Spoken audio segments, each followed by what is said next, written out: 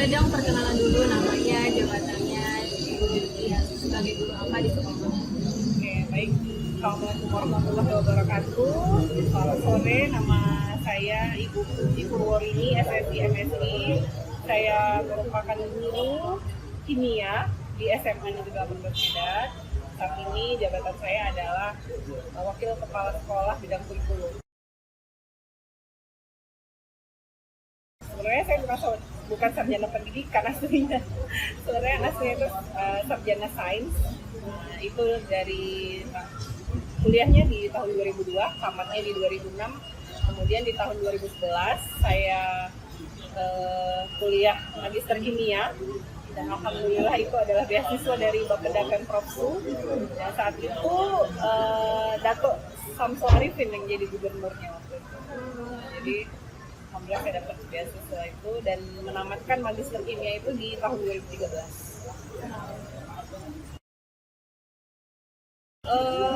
Sebenarnya dari awal saya tidak pernah bercita-cita menjadi guru.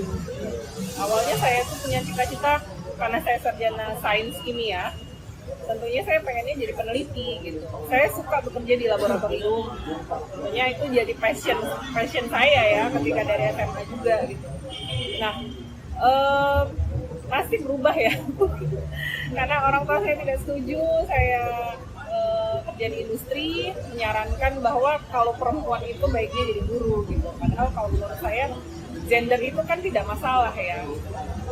Mau bidang pekerjaan apapun sebenarnya tidak ada masalah untuk gender. Cuman karena orang tua mungkin masih punya sifat konservatif, jadi masih menganggap bahwa pekerjaan tertentu itu cocoknya gendernya tertentu gitu kan. Jadi akhirnya saya misalkan jadi guru gitu ya, memang diarahkan juga nanti kamu kuliah ini. Oke. Dan saya menikah, setelah menikah baru di tahun 2008 itu mulai ambil kuliah Akta 4, itu kuliahnya 1 tahun. Saya ngambilnya kebetulan di UISU, Universitas Islam Sumatera Utara, swasta memang, tapi akreditasi. Jadi Akta 4-nya diakui gitu. Di tahun 2009 saya tamat.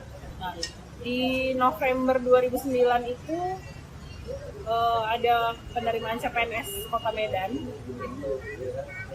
Dan saya coba waktu itu kan di Kota Medan. Karena memang sebelumnya saya nggak punya pengalaman ikut ujian CPNS kan, jadi baru sekali itu ikut ujian CPNS dan alhamdulillah lulus. Pengumumannya itu kalau nggak salah di Desember 2009.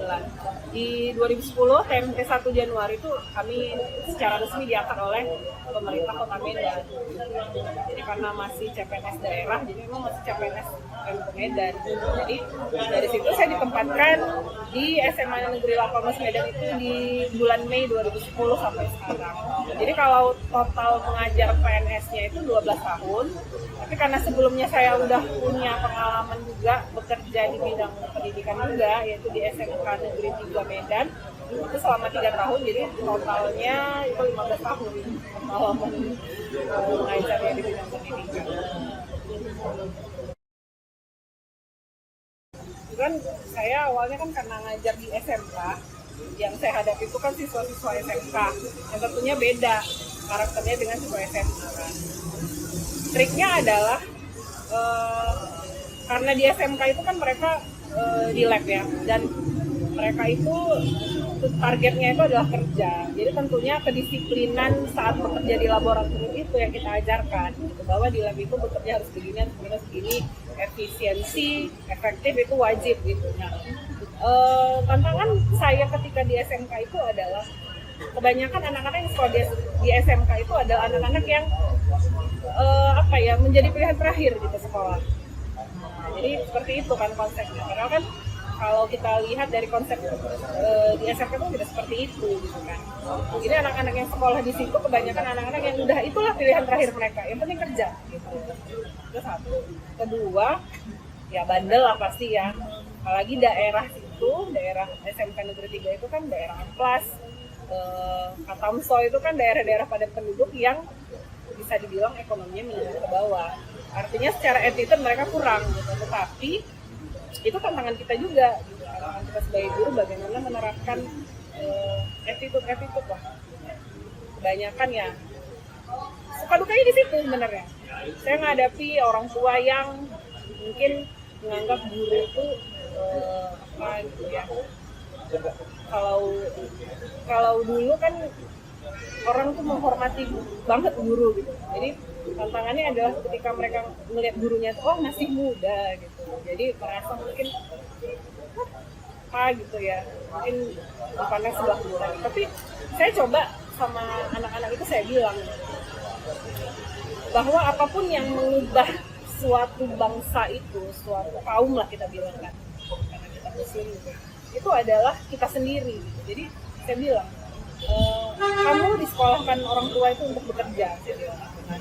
Kalau SMK kan targetnya kerja. Tapi kalau kamu tidak berpendidikan, maka itu nonsense gitu. Jadi apapun ceritanya, pendidikan itu akan mengubah wajah suatu bangsa gitu.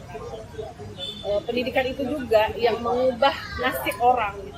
Kesejahteraan kamu kalau kamu mau berubah itu hanya dengan pendidikan, yaitu apa? Bersekolah. Jadi ya harus benar-benar sekolahnya gitu saya bilang. Karena apapun ceritanya, siswa SMK itu memang ditargetkan untuk bekerja. Jadi kalau kamu tidak punya skill, maka kamu akan kalah di dunia pekerjaan itu. Jadi saya bilang sama mereka seperti itu. Nanti kamu akan lihat sendiri, akan kamu rasakan sendiri ketika nanti tamat, ya kamu rasakan di industri itu apa. Jadi saya selalu kasih ujangan seperti itu sama anak. Dan mereka membuktikan kita PKL gitu kan. PKL. Bener yang ibu bilang. Bu, kami itu di pabrik gini. Nah, itulah. Jadi itulah proses hidup itu. Gitu. Jadi kalau kamu tidak berpendidikan, orang itu nggak ngeliat kamu itu siapa. Kita itu bisa dilihat orang itu karena kita punya ilmu, kita punya wawasan, saya bilang. Jadi kalau kita nggak punya ilmu, nggak punya wawasan ya, tentunya kamu pastinya tahu kan pekerjaan-pekerjaan apa yang membutuhkan orang-orang seperti itu, saya bilang. Jadi dari situ ya mereka jadi tahu bahwa oh guru mereka itu memang memberikan yang terbaik. Maksudnya kita memang mengajar itu memang yang benar-benar memang kita kasih untuk mereka, untuk bisa jadi bekal mereka. Ketika di SMA Negeri 18 Medan atau terutama, maksudnya kan beda karakter anak-anaknya gitu. Biasanya sih dari dulu ya, sebenarnya kalau dulu saya guru yang sangat-sangat idealis gitu. Jadi saya tuh ngajar siswa itu nggak bisa, seberapa nilainya, capaiannya apa ya udah gitu kan. Tapi ilmu pendidikan itu kan berkembang terus. Pendidikan itu berkembang terus. Konsep belajar itu dalam kurikulum itu kan berbeda. Targetnya siswa itu kompetensinya apa itu kan berbeda. Dan saya sudah merasakan kurikulum 2006, 2013, kemudian yang ini sampai ke kurikulum yang terbaru, kurikulum Merdeka, kan sudah merasakan berbagai perubahan kurikulum. Dan tentunya sebagai guru kan kita harus bisa mengadaptasi ilmunya mau dibawa kemana gitu. Walaupun sejatinya saya bukan orang pendidikan, basic saya sains gitu. Tapi kita kan belajar. Saya ambil kuliah 4 yang tentunya belajar tentang pendidikan. Saya diklat sertifikasi guru, tentunya kan belajar juga gitu. Jadi dari situ kita kolaborasi lah ilmu itu sehingga menghasilkan ya satu metode pembelajaran itu yang harusnya begini, kalau anak yang seperti ini strateginya begini gitu. Jadi memang sebagai guru harus kita kuasai gitu. Kalau di SMA, terutama di SMA Negeri 18, itu berbagai macam karakter anak ada di situ. Mau yang pintar sekali ada, yang sedang-sedang ada, bahkan yang di bawah itu juga ada. Nah sekarang tergantung cara guru lah mengelola kelas itu bagaimana. Saya pernah dikasih kelas yang isinya itu siswanya tuh bandel, males. Jadi itu kita harus pintar-pintar. Memang setiap hari apa ya? Kalau saya masuk situ 2 les pelajaran, 1 lesnya itu saya marah-marah gitu, merepet gitu kan, ngasih tahu lah mereka begini. 1 lesnya itu belajar gitu, bidang ilmu saya kimia saja gitu. Dan itu setiap hari seperti itu selama 1 tahun gitu kan, saya jadi wali kelas mereka gitu. Tapi setelah mereka naik kelas gitu kan, saya berharap gini, saya nggak menuntut siswa itu pintar. Saya tidak pernah menuntut siswa itu pintar, tidak pernah menuntut mereka itu harus nilai 100 sebagai 1, enggak. Saya cuma pengen mereka itu patuh. Itu saja. Patuh terhadap orang tua, terhadap guru. Kemudian yang kedua, attitude-nya gitu.